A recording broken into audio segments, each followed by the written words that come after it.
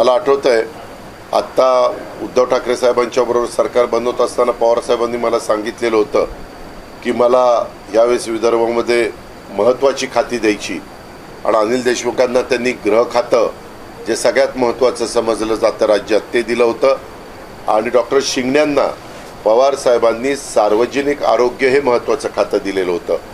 परंतु नंतर शिंगणे साहेबांनी त्यांची काही अडचण होती तेव्हा ते आम्हाला म्हणाले की मला ते खातं नको आणि मग त्यांनी ते दुसरं खातं घेतलं आणि मग हे खातं आम्ही राजेश टोपेंना दिलं.